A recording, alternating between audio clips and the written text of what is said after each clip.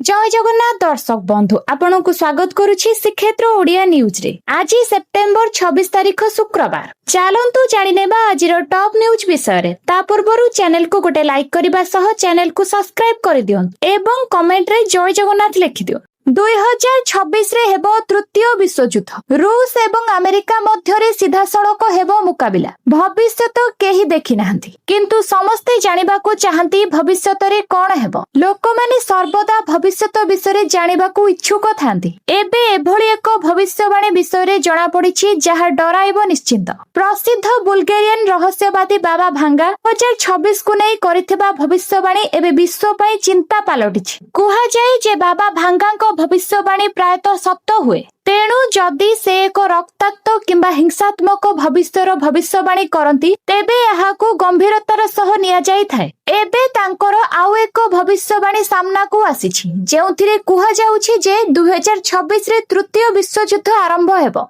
बाबा भांगा Bulgaria रे जन्म ग्रहण करथिले एवं से बाल्कन रो नोस्ट्राडम्स भाबरे जणासुना। बाबा भांगा पिला बेले तांकर दृष्टि शक्ति हराइथिबा विश्वास करा जाय। 1996 रे तांकर मृत्यु सत्ते से करि जाइथिबा अनेक भविष्यवाणी एबे सत हेबारे लागिछि। से अमेरिका रे 9/11 आक्रमण एवं 2022 रे ब्रिटेन रे आसीबाकू थिबा भयंकर बन्या विषय रे मध्य सठिक भाबरे भविष्यवाणी करिथिले। जीएसटी परे भारत सरकार एबे गरीब महिलांकु को एक नूतन उपहार देइछन्ति। पेट्रोलियम मंत्रालय द्वारा प्रकाशित सूचना अनुसार सरकार प्रधानमंत्री उज्ज्वला योजना अधीन रे 2.5 नियुत गरीब महिलांकु को अतिरिक्त मागणा एलपीजी संयोग प्रदान करिवे। एही योजना अधीन रे भारत सरकार एबे मोट 105.8 नियुत लोकों को एलपीजी संयोग प्रदान करुछन्ति। एही कार्य 2021 परठारु आहुरी द्रुत गति रे आगको बढ़ुछि। जानतु एथि पई केमिति आवेदन करिवे। प्रधानमंत्री उज्ज्वला योजना रे आवेदन करिबा पई आपणकर महिला हिताधिकारी आधार कार्ड ई-केवाईसी हेबा दरकार। बीपीएल राशन कार्ड, दरिद्र रेखा प्रमाण पत्र, bank passbook, account number, passport आकार फोटो, आवास प्रमाण पत्र यथा राशन कार्ड, भोटर परिचय पत्र इत्यादि देई ऑनलाइन माध्यम रे अप्लाई करि परिबे। धनी हेबा पई बहुत पुंजी निवेश करिबा आवश्यक नुहे। आपण अल्प संचयरु मध्य बड़ पांठी तयारी करि परिबे। एहा सहित एही संचयरु आपण प्रति मासरे 1 लाख टंका एवं वार्षिक 12 लाख टंकार आय मध्य करि परिबे। आसंतु जानिबा केमिति। एसआईपी बा सिस्टमैटिक इन्वेस्टमेंट प्लान हेउछि म्यूचुअल फंड रे निवेश करिवार एक उपाय। एथिरे आपण एक निर्दिष्ट दिन रे नियमित भाबे एक निर्दिष्ट राशि निवेश करंती। उदाहरण स्वरूप जदि आपण 2000 टंकार एसआईपी आरंभ करंती तेबे एही टंका रे म्यूचुअल फंड यूनिट किना जाय। समय सहित आपण को कंपाउंडिंग एवं दीर्घ मियादी रिटर्न रो लाभ मिलिथाय। जदि आपण प्रति मासरे मात्र 2000 टंका एसआईपी आरंभ करंती तेबे आगामी समय रे आपण मध्य धनी होई परिबे। अल्प निवेश रु बड़ पांठी तयारी करिवार शक्ति एसआईपी रे रहिछि। लद्दाख को पूर्ण राज्य मान्यता एवं 6ठ अनुसूची रे शामिल करिबा दाबी रे चलिथिबा प्रतिवाद बुधवार हिंसात्मक रूप नेइछि। एथिरे 4 जनक मृत्यु घटिछि एवं 72 रु अधिक आहत होइछन्।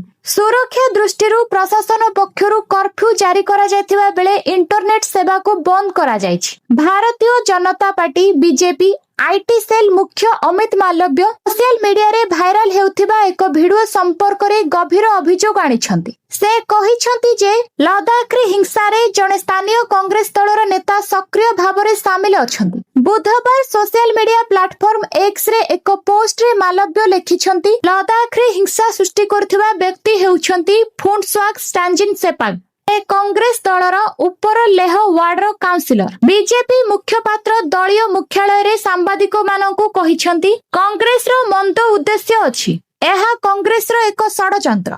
कांग्रेस दल जनसाधारण को समर्थन पाई पारु नाही। तेणु देश को भांगिबा को षडयंत्र करुथिबा से अभियोग करिछन्। राशन कार्ड को नहीं आसिला बड़ खबर। राशन कार्ड धारक पाई खुशीर खबर। एणिकी मासको मिलिबो मुंडो पिछा 1000 टंका एवं 5 किलो चाउल। जानतु केमिति पाइबे। लोकंको सुविधा पाई सरकार विभिन्न समय रे भिन्न भिन्न योजना प्रणयन करिथांती जहा द्वारा कोटी कोटी लोक उपकृत होंती। एथर सरकार राशन कार्ड धारकक पाई एक नूतन योजना आनिछन्। सरकार एक योजना घोषणा करिसेंती जहा एक बड़ वर्गर लोकंकु लाभ देबो। विशेष करी एही योजना रे सेही परिवार पाई सबुठारु लाभदायक जेउ मानकर आर्थिक अवस्था भल नाही। एही योजना अधीन रे सेही परिवार गुडीकु खाद्य शस्य सहित टंका मिलिबो। प्रति मासरे 1000 टंका मिलिबो। एही योजनार लाभ उठेबा पाई प्रथमे आपण जणे राशन कार्ड धारक हेबा बाध्यतामूलक। आपणकर वार्षिक आय 2 लाख टंकारु कम हेबा उचित एवं राशन कार्ड ई-केवाईसी हेबा उचित। घरे थिले झियो आसिला खुशी खबर। झियोंकु मिलिबो 10 लाख टंका। सुकन्या समृद्धि योजना रे आज ही करंतु निवेश। केंद्र सरकार को पक्षरु अनेक प्रकार सेविंग योजना कार्यकारी हेउछि जहा कि साधारण लोकंक पाई बेस लाभदायी साब्यस्त होइछि। सरकार को एभली एक योजना हेउछि सुकन्या समृद्धि योजना जहा कन्या संतान को सुरक्षित भविष्यत दृष्टि रे रखी प्रणयन होइछि। वर्तमान एही स्कीम रे सरकार को पक्षरु मिलुथिबा 8% लाभांश को वृद्धि करी 8.2 करा जाइछि। एही स्कीम रे आपण 15 वर्ष पर्यंत झियो नाम रे बैंक रे एक अकाउंट खोली टंका जमा करि परिबे। वर्ष को 250 टंका रु आरंभ करी 1.5 लाख पर्यंत निवेश करि परिबे। जदि आपण एही स्कीम रे मासिक 2000 टंका 15 वर्ष पाई निवेश करंती तेबे 4,80,000 टंका जमा करी 21 वर्ष परे 10 लाख टंका पाई परिबे। तेणु तुरंत निवेश करंतु ए सुकन्या समृद्धि योजनार लाभ उठांतु। अक्टोबर 6 तारिख परे बिहार विधानसभा निर्वाचन तारिख घोषणा हेबो। एहा सहित लागू हेबो आदर्श आचरण विधि। एहा मध्यरे बिहार रे कर्मचारी नियुक्ति ओ बदली आदि काम शेष करिबा पाई राज्य मुख्य शासन सचिव ओ वरिष्ठ अधिकारी मानकु निर्वाचन कमिशन चिठी लिखिछन्ति। मुख्य निर्वाचन कमिशनर ज्ञानेश कुमार बिहार गस्त करी निर्वाचन प्रस्तुति अनुध्यान करिवे ओ निर्वाचन तारिख घोषणा करिवे। बिहार 243 विधानसभा आसन पाई एथर मुख्यतः एनडीए एवं महागठबंधन मध्यरे प्रतिद्वंदिता हेबा सृष्टि होई जाइछि। प्रशांत किशोर को जन सुरज पार्टी मध्य निर्वाचन लड़ी। बिहार रे नवेम्बर 22 तारिख रे चलित विधानसभार कार्यकाल सरुछि। एहा पूर्वरु संपूर्ण निर्वाचन प्रक्रिया शेष हेबो। एशिया कप फाइनल रे टीम इंडिया सुपर 4 रे बांग्लादेश को 41 रन रे हराई फाइनल रे निज स्थान सुनिश्चित करि नैछि भारतीय दल। भारत प्रथमे बैटिंग करी अभिषेक शर्मा को धमाकादार 75 रन बल रे 6 विकेट हराई 168 रन करिथिला। जवाब रे बांग्लादेश 19 ओवर 3टी बॉल रे 127 रन रे ऑल आउट हो जाइथिला। भारत पक्षरु कुलदीप यादव 3टी, वरुण चक्रवर्ती 2टी, जसप्रीत बुमराह 2टी लेखाए विकेट हासिल करथिले। भारत सुपर 4 रे श्रीलंका को आसंता काली भेटिबो। अन्यपटे आज बांग्लादेश और पाकिस्तान मध्य रे मैच हेबो। एही मैच रे जे जितिबो सेही दल फाइनल रे प्रवेश करिबो। सेप्टेम्बर 28 रे फाइनल खेला जिवो। गाड़ी बिना आजिकाली रो धां दौड़ जीवन असंभव। से ऑफिस पाई हेउ कि बाजार घाट जीवा पाई हेउ खंडे गाड़ी न धरिले आजिकाली केही घरु बाहर को बाहरु नाहंती। तेबे गाड़ी चलीबा पाई तेल तो निहाती आवश्यक। सेथि पई आमे समस्ते छोट हेउ बा बड़ पेट्रोल पंप को जाई तेल पकाई थाउ। हेले आमे आपण को कहि रखुछु पेट्रोल पंप रे तेल पकाउथिले होई जांतु सावधान, कारण आपण भी होई पारंती ठकामीर शिकार। नगद टंका तो गणी देई आसिबे किंतु किछि बाट गाड़ी गड़ीबा परे तेल नथिबो आउ हिनस्ता हेबाकू पड़िबो। एही परी ठकुथिबा 22टी पेट्रोल पंप 2 वर्ष रे धरा पड़िलेनी। एक कथा आमे कहूनु विधानसभा रे लिखित उत्तर रखिछंती खाद्य जोगाण मंत्री। मंत्रीको सूचना अनुसार 2024-25 रे गत वर्ष 15टी और चलित वर्ष 7टी पेट्रोल पंप धरा पड़िछंती। गत वर्ष 1,61,000 जरिमाना आदाय होइथिबा बेले चलित वर्ष 69,000 जरिमाना मध्य आदाय होइछि। कारण वास्तव रे अनेक छोट बड़ पेट्रोल पंप रे लोकमानक सहित एपरी घटिछि जे सेमानंकु प्रति लिटर रे 100-200 ग्राम कम तेल मिलिथाए। एमिति कि मीटर रे तो सब किछि ठीक देखाए किंतु गाड़ी रे कम पड़े। तेबे आज आमे आपनकु 5टी एपरी कथा कहूछु जाहाकु ध्यान रे रखिले आपनकु पेट्रोल पंप रे ठकामी केबा क्षतिर शिकार हेबाकू पड़िबो नाही। लघुचाप जनित लगाण वर्षा को नहीं सतर्क रहिबाकू परामर्श देइछंती स्वतंत्र रिलीफ कमिशनर। आज वीडियो कॉन्फ्रेंसिंग माध्यम रे 18टी जिलार जिलापालंकु नहीं एक समीक्षा बैठक करथिले। एहा परे हेडक्वार्टर छाड़ी न जिबाकू परामर्श देइछंती एसआरसी। जे कोनोसी परिस्थिति आसिले तार किपरि मुकाबला कराजिबो ता उपरे गुरुत्व देइछंती एसआरसी। आवश्यक हेले वाड्राफ एवं अग्निशम बाहिनी मुतयन कराजिबो। लघुचापटी अवपातरे परिणत हेले दक्षिण ओडिसा रे एहार प्रभाव अधिक पड़िबा नै पाणीपाग विभाग पूर्वानुमान करिछि। ଏହାକୁ ଦୃଷ୍ଟିରେ ରଖି ଗଞ୍ଜାମ ଜିଲ୍ଲାପାଳ ସମସ୍ତ ବିଭାଗକୁ ସଜାଗ ରହିବାକୁ ନିର୍ଦ୍ଦେଶ ଦେଇଛନ୍ତି। ବିନା ଅନୁମତିରେ କୌଣସି ଜିଲ୍ଲାର କୌଣସି ଅଧିକାରୀ ହେଡକ୍ୱାର୍ଟର ଛାଡି ପାରିବେନି ବୋଲି ସେ ନେଇ ସୂଚନା ଦେଇଛନ୍ତି। ଗଞ୍ଜାମ ଜିଲ୍ଲାରେ 24 ଘଣ୍ଟିଆ କଣ୍ଟ୍ରୋଲ ରୁମ୍ ଖୋଲାଯାଇଛି। ଜିଲ୍ଲାରେ ସମସ୍ତ ବାତ୍ୟା ଆଶ୍ରୟସ୍ଥଳକୁ ପ୍ରସ୍ତୁତ କରି ରଖାଯାଇଛି। ଏଥର ବି ହୋଇନପାରେ କଲେଜ ନିର୍ବାଚନ। ଶନିବାର ଠାରୁ ଦୁର୍ଗା ପୂଜା ଛୁଟି, ପ୍ରକାଶ ପାଇଲାନି ବିଜ୍ଞପ୍ତି। ଡରାଇ ଦେଲା ବାଲେଶ୍ୱର ଛାତ୍ରୀ ଆତ୍ମାହୁତି ଘଟଣା ନା କ୍ୟାମ୍ପସ ହାଲଚାଲ ଦେଖି ଡରିଗଲେ ସରକାର। ଦିନକ ପରେ ଛୁଟି ଆରମ୍ଭ ହୋଇଯାଇଥିବାରୁ ନିର୍ବାଚନ ଚର୍ଚ୍ଚାରେ ପୂର୍ଣ୍ଣଚ୍ଛେଦ ପଡିଛି, କିନ୍ତୁ ସରକାରଙ୍କ ପକ୍ଷରୁ ଏନେଇ କିଛି ସ୍ପଷ୍ଟ କରାଯାଇ ନାହିଁ। ଛାତ୍ର ସଂସଦ ନିର୍ବାଚନ ନେଇ ଅନେକ ପ୍ରତିଶ୍ରୁତି ମିଳିଥିଲା। ଗତ ବର୍ଷ ଠାରୁ ଏପର୍ଯ୍ୟନ୍ତ ସରକାର ଅନେକ ଆଶା ଦେଖାଇଥିଲେ, ହେଲେ ଆଶା ନିରାଶରେ ପରିଣତ ହୋଇଛି। କାରଣ ଚଳିତ ବର୍ଷ ଆଉ ହୋଇନପାରେ ଛାତ୍ର ସଂସଦ ନିର୍ବାଚନ। ଶନିବାର ଠାରୁ ଦଶହରା ପୂଜା ଛୁଟି ଆରମ୍ଭ ହୋଇଥିବାରୁ ଛାତ୍ର ସଂସଦ ନିର୍ବାଚନ ନେଇ ଆଶା ଓ ଆଶଙ୍କାରେ ଏକ ପ୍ରକାର ପୂର୍ଣ୍ଣଚ୍ଛେଦ ପଡିଛି।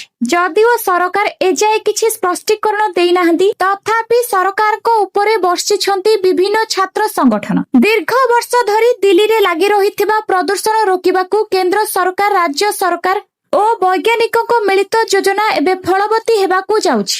ଡିଜିସିଏ ବା ବେସାମରିକ ବିମାନ ଚଳାଚଳ ମନ୍ତ୍ରାଳୟ ଏନେଇ ଅକ୍ଟୋବର 1ରୁ ନଭେମ୍ବର 30 ଭିତରେ ଡିଜିସିଏ ବା ବେସାମରିକ ବିମାନ ଚଳାଚଳ ମନ୍ତ୍ରାଳୟ ଏନେଇ ଅକ୍ଟୋବର 1ରୁ ନଭେମ୍ବର 30 ଭିତରେ କ୍ଲାଉଡ ସିଡିଂ କରିବାର ଅନୁମତି ଦେଇଛନ୍ତି। ଏହା ଦେଶରେ ପ୍ରଥମ ଥର ପାଇଁ କୌଣସି ଏକ ରାଜ୍ୟରେ ଔପଚାରିକ ଭାବେ କୃତ୍ରିମ ବର୍ଷା କରାଇବାକୁ ବାଟ ଫିଟିଛି। ପରିବେଶ ମନ୍ତ୍ରୀ ମନଜିନ୍ଦର ସିଂ ସିରସା କହିଛନ୍ତି କି ପ୍ରଧାନମନ୍ତ୍ରୀ ନରେନ୍ଦ୍ର ମୋଦି ଓ ଦିଲ୍ଲୀ ମୁଖ୍ୟମନ୍ତ୍ରୀ ରେଖା ଗୁପ୍ତାଙ୍କ ମାର୍ଗଦର୍ଶନରେ ଡିଜିସିଏ ଆଇଆଇଟି କାନପୁରକୁ ଦିଲ୍ଲୀରେ କ୍ଲାଉଡ ସିଡିଂ କରିବାକୁ ଅନୁମତି ଦେଇଛି। ଏହା ଦେଶର ପ୍ରଦୂଷଣ ବିରୋଧୀ ଲଢେଇରେ ଏକ ଐତିହାସିକ ପଦକ୍ଷେପ ବୋଲି ସେ କହିଛନ୍ତି। ପରିବେଶ ମନ୍ତ୍ରୀ କହିଛନ୍ତି କି ବିମାନକୁ ଷ୍ଟାଣ୍ଡବାଇ ଅବସ୍ଥାରେ ରଖାଯିବ, ଯେଭଳି ପରିବେଶ ଓ ବୈଜ୍ଞାନିକ ପରିସ୍ଥିତିକୁ ଅନୁକୂଳ ହେବ। 1ରୁ 11 ଅକ୍ଟୋବର ମଧ୍ୟରେ ପ୍ରାରମ୍ଭିକ ପରୀକ୍ଷଣ କରାଯିବ। ପ୍ରଦୂଷଣରୁ ଲୋକମାନଙ୍କୁ କେତେ ଶୀଘ୍ର ମୁକ୍ତି ମିଳିବ ତା ଉପରେ ସରକାର ଗୁରୁତ୍ୱ ଦେଇଛନ୍ତି। ପୁଣି ଆସିଲା ଚାଷୀଙ୍କ ପାଇଁ ବଡ ଖବର। ଏଣିକି ଏକାଥରେ ମିଳିବ 4000 ଟଙ୍କା। ପିଏମ କିଷାନ ଟଙ୍କା ପାଇବା ପରେ ସିଏମ କିଷାନ ଟଙ୍କା ପାଇଲେ ଏଥିପାଇଁ ଚାଷୀଙ୍କ ଖୁସି କହିଲେ ବହୁତ। ତେବେ ପ୍ରତିବର୍ଷ ସରକାର ନୂଆଖାଇରେ ସିଏମ କିଷାନ ଟଙ୍କା 2000 ଟଙ୍କା ପଠାଇଥାନ୍ତି। ଏବର୍ଷ ମଧ୍ୟ ଟଙ୍କା ସମସ୍ତ ଚାଷୀଙ୍କ ଆକାଉଣ୍ଟକୁ ପଠା ସାରିଛି। ଅଗଷ୍ଟ 28ରେ ନୂଆଖାଇ ପଡୁଥିବାରୁ ସେଦିନ 2000 ଟଙ୍କା ଦେଇଥିଲେ ସରକାର ସମସ୍ତ ଚାଷୀଙ୍କୁ ବୋଲି ଗଣମାଧ୍ୟମରେ ବେଶ ଜୋରରେ ଚର୍ଚ୍ଚା ଧରିଛି। କିନ୍ତୁ ଏଯାଏ ବହୁତ ଚାଷୀଙ୍କୁ ଟଙ୍କା ମିଳିନି। ତେବେ ଆସନ୍ତୁ ଜାଣିବା କେମିତି କଣ କଲେ ସମସ୍ତ ଚାଷୀ ଟଙ୍କା ପାଇପାରିବେ। ତେଣୁ ଯଥାଶୀଘ୍ର ଚାଷୀ ପଞ୍ଜୀକରଣରେ ରେଜିଷ୍ଟର କରାଇ ଦିଅନ୍ତୁ, ଯାହା ଫଳରେ ଇକେୱାଇସି କମ୍ପ୍ଲିଟ କଲେ ଏବଂ ଉପଯୁକ୍ତ ପ୍ରମାଣପତ୍ର ଦେଖାଇ ଭେରିଫାଇ କରାନ୍ତୁ, ପଇସା ତୁରନ୍ତ ଆସିଯିବ। ସରକାରଙ୍କ ତରଫରୁ ଘରେ ଘରେ ବୁଲି ବହୁତ ଶୀଘ୍ର ଯାଞ୍ଚ କରାଯିବ। ଚାଲନ୍ତୁ ନଜର ପକାଇବା ପରବର୍ତ୍ତୀ ଖବର ଉପରେ। ଭାରତୀୟ ଜନତା ପାର୍ଟି ଆଗାମୀ ନିର୍ବାଚନ ପାଇଁ ପ୍ରସ୍ତୁତି ଆରମ୍ଭ କରିଦେଇଛି। ବିଜେପି ପଶ୍ଚିମବଙ୍ଗ ଏବଂ ତାମିଲନାଡୁ ପାଇଁ ନିର୍ବାଚନ ପ୍ରଭାରୀ ନିଯୁକ୍ତି କରିଛି। ଏଥିପାଇଁ ଉପେନ୍ଦ୍ର ଯାଦବଙ୍କୁ ପଶ୍ଚିମବଙ୍ଗ ପାଇଁ ନିର୍ବାଚନ ପ୍ରଭାରୀ ନିଯୁକ୍ତି କରାଯାଇଛି। ଯଦି ଦେଖିବା ପଶ୍ଚିମବଙ୍ଗରେ ନିର୍ବାଚନ 2026ରେ ଅନୁଷ୍ଠିତ ହେବାକୁ ଯାଉଛି। ଏହାକୁ ଦୃଷ୍ଟିରେ ରଖି ବିଜେପିର ଶୀର୍ଷ ନେତୃତ୍ୱ ଉପେନ୍ଦ୍ରକୁ ବଡ ଦାୟିତ୍ୱ ଦେଇଛନ୍ତି। ସେହିପରି ଓଡିଆ ପୁଅ ବୈଜୟନ୍ତ ପଣ୍ଡାଙ୍କୁ ମଧ୍ୟ ତାମିଲନାଡୁ ବିଧାନସଭା ନିର୍ବାଚନର ପ୍ରଭାରୀ ଭାବେ ଦାୟିତ୍ୱ ଦେଇଛନ୍ତି ବିଜେପିର ମଙ୍ଗୁଆଳ। ତାମିଲନାଡୁରେ ମଧ୍ୟ 2026ରେ ନିର୍ବାଚନ ଅନୁଷ୍ଠିତ ହେବ। ଏଣୁ ଏହି ନିର୍ବାଚନରେ ମଙ୍ଗ ଧରିବେ ବୈଜୟନ୍ତ। ରାଷ୍ଟ୍ରପତି ମୁର୍ମୁ ପ୍ରଥମେ ବାଙ୍କେ ବିହାରୀ ମନ୍ଦିରରେ ପହଞ୍ଚି ଭଗବାନ କୃଷ୍ଣଙ୍କୁ ଦର୍ଶନ କରିଥିଲେ। ମନ୍ଦିରର ପୂଜକମାନେ ତାଙ୍କୁ ପୂଜା କରାଇଥିଲେ ଏବଂ ପ୍ରସାଦ ଅର୍ପଣ କରିଥିଲେ। ଏହାପରେ ସେ ନିଧିବନ ଗ୍ରସ୍ତ କରିଥିଲେ, ଯାହା ଭଗବାନ କୃଷ୍ଣଙ୍କ ଲୀଳାସ୍ଥଳୀ ଭାବରେ ପ୍ରସିଦ୍ଧ।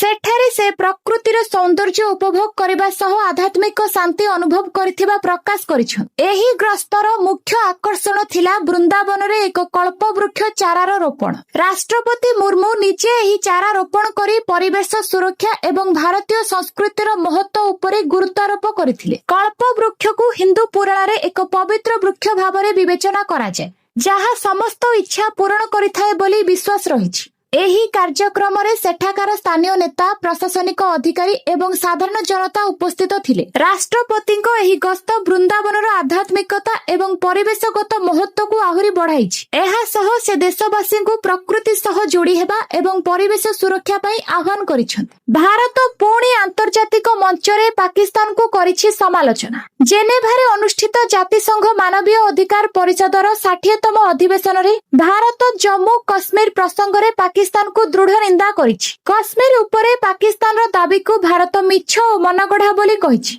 ଭାରତ କହିଛି ଯେ ଜମ୍ମୁ କାଶ୍ମୀର ଏବଂ ଲଦାଖ ଭାରତର ଅବିଚ୍ଛେଦ୍ୟ ଅଙ୍ଗ ଅଛି ଆଉ ରହିବ। ପାକ୍ର ମିଛକୁ ପର୍ଦ୍ଦାଫାଶ କରି ଭାରତ କହିଛି ଯେ ପ୍ରଥମେ ସେ ଅବୈଧ ଭାବେ ମାଡି ବସିଥିବା ପିଓକେକୁ ଛାଡୁ। ପାକିସ୍ତାନକୁ କଡା ଶବ୍ଦରେ ଏଭଳି ଚେତାବନୀ ଦେଇଛନ୍ତି ଭାରତୀୟ କୂଟନୈତିକ କ୍ଷିତିଶ ତ୍ୟାଗୀ। ପ୍ରଥମେ ପାକିସ୍ତାନୀ କୂଟନୈତିକ ଭାରତ ବିରୋଧରେ ଉତ୍ତେଜକ ବୟାନ ଦେଇଥିଲେ। ଏହାପରେ ଭାରତୀୟ କୂଟନୈତିକ କ୍ଷିତିଶ ତ୍ୟାଗୀ ମାନବୀୟ ଅଧିକାର ଉଲ୍ଲଂଘନ ଏବଂ ଆତଙ୍କବାଦକୁ ପ୍ରୋତ୍ସାହନ କରିବା ପ୍ରସଙ୍ଗରେ ପାକିସ୍ତାନକୁ କଡା ଜବାବ ଦେଇଥିଲେ। ସେ କହିଛନ୍ତି ଯେ ଜାତିସଂଘ ମାନବାଧିକାର ପରିଷଦ ନିରପେକ୍ଷ ଏବଂ ଅଣଚୟନଶୀଳ ହେବା ଉଚିତ। ଯଦି କିଛି ନିର୍ଦ୍ଦିଷ୍ଟ ଦେଶ ଉପରେ ଧ୍ୟାନ ଦିଆଯାଏ ଆସୁଥିବା ଆହ୍ୱାନରୁ ମଧ୍ୟ ବିଭ୍ରାନ୍ତ ହେବ। ପାକିସ୍ତାନକୁ କଡା ଜବାବ ଦେଇ ଆହୁରି ମଧ୍ୟ କହିଛନ୍ତି ପାକିସ୍ତାନ ଏହି ମଞ୍ଚକୁ ଭାରତ ବିରୋଧରେ ଭୁଲ ଭାବରେ ବ୍ୟବହାର କରୁଛି। ତାକୁ ଆମ ଉପରେ ନଜର ରଖିବା ପରିବର୍ତ୍ତେ ବେଆଇନ ଭାବେ ଦାଖଲ କରିଥିବା ଭାରତୀୟ ଅଞ୍ଚଳ ଖାଲି କରିବା ଉଚିତ। ମହିଳାଙ୍କ ପାଇଁ ଖୁସି ଖବର, ଏକାଥରେ ମିଳିବ 20,000 ଟଙ୍କା। ସୁଭଦ୍ରା ଟଙ୍କା ପାଇନଥିଲେ ହୁଅନ୍ତୁନି ବ୍ୟସ୍ତ। ଯେଉଁମାନଙ୍କୁ ସୁଭଦ୍ରାର ପ୍ରଥମ, ଦ୍ୱିତୀୟ ଏବଂ ତୃତୀୟ କିସ୍ତି ଟଙ୍କା ପାଇନାହାନ୍ତି ସେମାନଙ୍କୁ ମିଳିବ ଏକାଥରେ 20,000 ଟଙ୍କା। କେମିତି ମିଳିବ ଜାଣନ୍ତୁ। ସୁଭଦ୍ରାର ତୃତୀୟ କିସ୍ତିର ଟଙ୍କା ରାକ୍ଷୀ ପୂର୍ଣ୍ଣିମା ଦିନ କିଛି ମହିଳାଙ୍କୁ ମିଳିଥିବା ବେଳେ ଆଉ କିଛି ମହିଳାଙ୍କୁ ଏପର୍ଯ୍ୟନ୍ତ ସୁଭଦ୍ରା ଟଙ୍କା ମିଳିନି। ଏହାକୁ ନେଇ ଚିନ୍ତାରେ ଅଛନ୍ତି ଲକ୍ଷ ଲକ୍ଷ ମହିଳା। ତେବେ ଚିନ୍ତା କରିବାର କୌଣସି ଆବଶ୍ୟକ ନାହିଁ, କାରଣ ପୁଣି ଥରେ ଖୋଲିଲା ସୁଭଦ୍ରା ଅଭିଯୋଗ ପୋର୍ଟାଲ। ଯଦି ଆପଣମାନେ ଯୋଗ୍ୟ ହିତାଧିକାରୀ ସୁଭଦ୍ରା ଟଙ୍କା ପାଇବାରୁ ବଞ୍ଚିତ ଅଛନ୍ତି ତେବେ ଆପଣମାନେ ସୁଭଦ୍ରା ଅଭିଯୋଗ ପୋର୍ଟାଲ ମାଧ୍ୟମରେ ଆପ୍ଲାଏ କରିପାରିବେ। ଆପଣଙ୍କର ଯଦି କୌଣସି ଅଭିଯୋଗ ଅଛି ତେବେ ଶୀଘ୍ର ଜଣାନ୍ତୁ।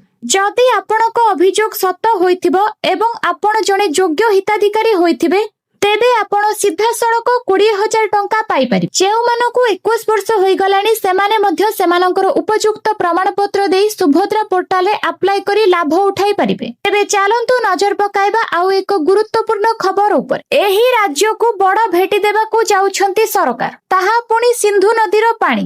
ଆଜ୍ଞା ହଁ, 2029 ଲୋକସଭା ନିର୍ବାଚନ ପୂର୍ବରୁ ଉତ୍ତର ଭାରତର ଅନେକ ରାଜ୍ୟକୁ ସିନ୍ଧୁ ନଦୀର ପାଣି ଭେଟି ଦେବାକୁ ମୋଦି ସରକାର ଯୋଜନା କରୁଛନ୍ତି। ଏହି ପ୍ରକଳ୍ପ ଉପରେ ସରକାରଙ୍କ ସର୍ବୋଚ୍ଚ ସ୍ତରରେ ନଜର ରଖାଯାଇଛି। ଶୁକ୍ରବାର ଅମିତ ଶାହାଙ୍କ ସମେତ ବରିଷ୍ଠ ମନ୍ତ୍ରୀମାନଙ୍କ ଏକ ବୈଠକରେ ଏହି ପ୍ରକଳ୍ପର ଅଗ୍ରଗତି ବିଷୟରେ ସମୀକ୍ଷା କରାଯାଇଥିଲା। ଏହି ବୈଠକରେ ସୂଚନା ଦିଆଯାଇଥିଲା ଯେ ବ୍ୟାସ ଏବଂ ସିନ୍ଧୁ ନଦୀକୁ ସଂଯୋଗ କରୁଥିବା 14 କିଲୋମିଟର ସୁଡ଼ଙ୍ଗ ନିର୍ମାଣ ପାଇଁ DRP ବିସ୍ତୃତ ପ୍ରକଳ୍ପ ରିପୋର୍ଟ ଉପରେ କାମ ଆରମ୍ଭ ହୋଇଛି। ଡୋନାଲ୍ଡ ଟ୍ରମ୍ପ ଏବଂ ଜୋ ବାଇଡେନଙ୍କ ମଧ୍ୟରେ ରାଜନୈତିକ ପ୍ରତିଦ୍ୱନ୍ଦିତା କାହାକୁ ଅଛପା ନାହିଁ। ଏହି ଦୁଇ ନେତା ସର୍ବଦା ପରସ୍ପରକୁ ତୀବ୍ର ସମାଲୋଚନା କରିଥାନ୍ତି ଏବଂ ବିଭିନ୍ନ ପ୍ରସଙ୍ଗରେ ସେମାନଙ୍କ ମଧ୍ୟରେ ତିକ୍ତତା ଦେଖିବାକୁ ମିଳିଥାଏ। ତେବେ ନିକଟରେ ଘଟିଥିବା ଏକ ଘଟଣା ଏହି ପ୍ରତିଦ୍ୱନ୍ଦିତାକୁ ଏକ ନୂଆ ମୋଡ଼ ଦେଇଛି, ଯାହା ଆମେରିକାର ରାଜନୀତିରେ ବେଶ ଚର୍ଚ୍ଚାର ବିଷୟ ପାଲଟିଛି। ଘଟଣାଟି ହେଉଛି ହ୍ୱାଇଟ୍ ହାଉସରେ ବାଇଡେନଙ୍କ ଘୋର ଅପମାନ। ଟ୍ରମ୍ପ ପୂର୍ବତନ ରାଷ୍ଟ୍ରପତିଙ୍କ ଫଟୋ ବଦଳରେ ଅଟୋ ପେନ୍ର ଏକ ଚିତ୍ର ଲଗାଇ ଦେଇଛନ୍ତି। ସୂଚନା ଅନୁଯାୟୀ ରାଷ୍ଟ୍ରପତି ଡୋନାଲ୍ଡ ଟ୍ରମ୍ପ ହ୍ୱାଇଟ୍ ହାଉସରେ ଥିବା ପୂର୍ବତନ ରାଷ୍ଟ୍ରପତି ମାନଙ୍କର ଫଟୋ ଗ୍ୟାଲେରୀରେ ଏକ ଅଭାବନୀୟ ପରିବର୍ତ୍ତନ ଦେଖିବାକୁ ମିଳିଛି। ସେ ପ୍ରଥମେ ନିଜ ପ୍ରତିଦ୍ୱନ୍ଦ୍ୱୀ ତଥା ପୂର୍ବତନ ରାଷ୍ଟ୍ରପତି ଜୋ ବାଇଡେନଙ୍କ ଫଟୋକୁ ସେହି ସ୍ଥାନରୁ ହଟାଇ ଦେଇଥିଲେ। ଏହା ଏକ ପ୍ରକାର ରାଜନୈତିକ ଚାଲ ବୋଲି ଅନେକ ମତ ଦେଇଥିଲେ। ତେବେ ଟ୍ରମ୍ପଙ୍କ ଏହି ପଦକ୍ଷେପର ଅସଲ କାରଣ ସେତେବେଳେ ସାମ୍ନାକୁ ଆସିଲା ଯେତେବେଳେ ସେ ବାଇଡେନଙ୍କ ଫଟୋ ସ୍ଥାନରେ ଏକ ଅଟୋ ପେନ୍ର ଚିତ୍ର ଲଗାଇ ଦେଇଥିଲେ। ମହାନଦୀକୁ ନେଇ ସୃଷ୍ଟି କରାଯାଇଥିଲା କୃତ୍ରିମ ବିବାଦ। ଦାମୀ ଓକିଲ ପୋଷିବାକୁ ହୋଇଥିଲା ଯୋଜନା। ଏବେ ରାଜ୍ୟରେ ବିଜେପି ସରକାର ଆସିବା ପରେ ସମସ୍ୟାର ସମାଧାନ ପାଇଁ ଉଦ୍ୟମ ଆରମ୍ଭ ହୋଇଛି। ମହାନଦୀ ପାଣିକୁ ନେଇ ଓଡ଼ିଶା ଓ ଛତିଶଗଡ଼ ମଧ୍ୟରେ ବିବାଦ ଚାଲିଥିବା ବେଳେ ଆଡଭୋକେଟ ଜେନେରାଲ ପୀତାମ୍ବର ଆଚାର୍ଯ୍ୟ ଏଭଳି ପ୍ରତିକ୍ରିୟା ରଖିଛନ୍ତି। କେନ୍ଦ୍ର ସରକାରଙ୍କ ମଧ୍ୟସ୍ଥତାରେ ସମାଧାନ ପାଇଁ ପ୍ରୟାସ ହେଉଛି। ମହାନଦୀ ପାଣିକୁ ନେଇ ବର୍ଷ ବର୍ଷ ଧରି ଦୁଇ ରାଜ୍ୟ ମଧ୍ୟରେ ବିବାଦ ଲାଗି ରହିଛି। କେତେବେଳେ ଛତିଶଗଡ଼ ବ୍ୟାରେଜ ନିର୍ମାଣ କରୁଛି ତ କେତେବେଳେ ପାଣି ଛାଡୁନାହିଁ। ଏହି ମାମଲାର ସମାଧାନ ପାଇଁ ଏବେ ଉଦ୍ୟମ ଆରମ୍ଭ କରିଛନ୍ତି ମୋହନ ମାଝୀଙ୍କ ସରକାର। ମେଡିଏସନ ଲ ବା ମଧ୍ୟସ୍ଥତା ମାଧ୍ୟମରେ ବିଭିନ୍ନ ମକଦ୍ଦମାକୁ ସମାଧାନ କନସେପ୍ଟ ନେଇ ଆଗକୁ ବଢିବାକୁ ଯୋଜନା କରାଯାଉଛି। ନେଇ ଆଇନ ମନ୍ତ୍ରୀ ପୃଥ୍ୱୀରାଜ ହରିଚନ୍ଦନ ଓ ଆଡଭୋକେଟ ଜେନେରାଲ ପୀତାମ୍ବର ଆଚାର୍ଯ୍ୟ ସାମ୍ବାଦିକ ସମ୍ମିଳନୀ କରିଥିଲେ। ରୁଷ ସହ ଯୁଦ୍ଧ ଶେଷ ହେବା ପରେ ଇସ୍ତଫା ଦେବି, ଏଭଳି କହିଛନ୍ତି ୟୁକ୍ରେନର ରାଷ୍ଟ୍ରପତି ଭୋଲୋଡିମିର ଜେଲେନ୍ସ୍କି। ତାଙ୍କ କହିବା ମୁତାବକ ରୁଷ ସହିତ ଯୁଦ୍ଧ ଶେଷ ହେବା ପରେ ସେ ପଦ ଛାଡିବାକୁ ପ୍ରସ୍ତୁତ ହେବେ। ସେ ଗୁରୁତ୍ୱାରୋପ କରି କହିଛନ୍ତି ଯେ ତାଙ୍କର ପ୍ରାଥମିକତା ହେଉଛି ସଂଘର୍ଷକୁ ସମାପ୍ତ କରିବା, ଆଉ ଏକ କାର୍ଯ୍ୟକାଳ ପାଇଁ ନିର୍ବାଚନ ଲଢିବା ନୁହେଁ। ଏକ ସାକ୍ଷାତକାରରେ ସେ ଏଭଳି କହିଥିବା ଜଣାଯାଇଛି। ଏହି ମନ୍ତବ୍ୟ ଦେଇ ସ୍ପଷ୍ଟ କରିଛନ୍ତି ଯେ ସେ ଅନିର୍ଦ୍ଦିଷ୍ଟ କାଳ ପାଇଁ କ୍ଷମତାରେ ରହିବାକୁ ଚାହୁଁନାହାନ୍ତି। 2022 ମସିହାରେ ରୁଷର ଆକ୍ରମଣ ପରେ ବିଶ୍ୱସ୍ତରୀୟ ପ୍ରସିଦ୍ଧି ହାସଲ କରିଥିବା ଜେଲେନ୍ସ୍କିଙ୍କୁ ମସ୍କୋ ଜଣେ ସଚ୍ଚୋଟ ନେତା ଭାବରେ ଗ୍ରହଣ କରିନାହିଁ। ବର୍ଷ ଆରମ୍ଭରେ ରୁଷର ବୈଦେଶିକ ମନ୍ତ୍ରୀ ସର୍ଗେ ଲାଭ୍ରୋଭ୍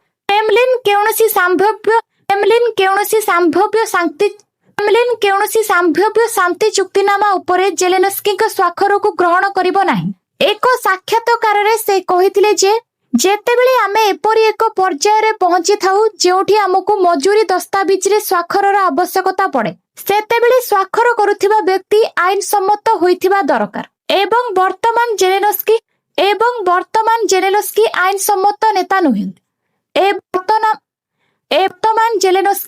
ସମ୍ମତ ନେତା ନୁହନ୍ତି। ଭାରତୀୟ ବାୟୁସେନା ଆଜି ହିନ୍ଦୁସ୍ତାନ ଏରୋନଟିକ୍ ଲିମିଟେଡ୍ ବା ହାଲ୍ ସହ ବଡ଼ ଚୁକ୍ତିରେ ପ୍ରାୟ 66,500 କୋଟି ଟଙ୍କାରେ 93ଟି light combat aircraft Tejas mark 1 ଯୁଦ୍ଧ ବିମାନ କିଣିବାକୁ ନିଷ୍ପତ୍ତି ନେଇଛି। ଏହି ଚୁକ୍ତି ଭାରତୀୟ ପ୍ରତିରକ୍ଷା ଉଦ୍ୟୋଗରେ ଏକ ଐତିହାସିକ ନିଷ୍ପତ୍ତି। ଏହି ଡିଲ୍ ସହିତ ଆଇଏଏଫର ସମ୍ପୂର୍ଣ୍ଣ ତେଜସ୍ ବିମାନର ସଂଖ୍ୟା 180ରୁ ଅଧିକ ହୋଇଯିବ, ଯାହା ଦେଶର ସ୍ୱଦେଶୀ ରକ୍ଷା ଉତ୍ପାଦନର ଏକ ବଡ଼ ସଫଳତା। ପୂର୍ବରୁ 2021ରେ 83ଟି ବିମାନ ପାଇଁ 46,898 କୋଟିର ଚୁକ୍ତି ହୋଇଥିଲା। ଆଗାମୀ 26 ସେପ୍ଟେମ୍ବରରେ